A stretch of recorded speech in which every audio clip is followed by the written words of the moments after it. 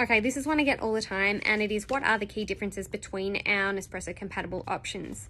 So I guess the first thing that's important to say is the reason that we have the different Nespresso compatible lines is simply because they have different strengths. So we look at I guess helping customers choose the capsule that is best suited to their needs.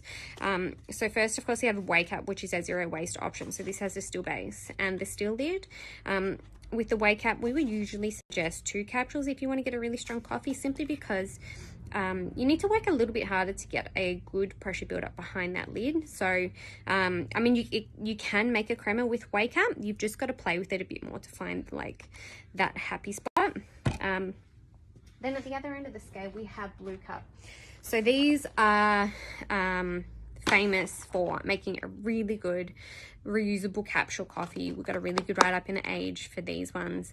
So they are made from plastic. They're a really durable plastic. It's the same plastic as Keep Cup.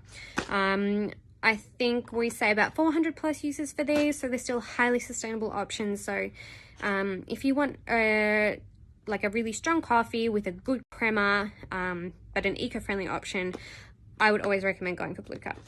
And then right in the middle, you've got Seal Pod, which is just a great all-rounder. These have the steel base. We have the recyclable lid option or the biodegradable compostable lid option, which is better for tea. And if you're struggling to decide, this is usually the way you want to go. It's right in the middle.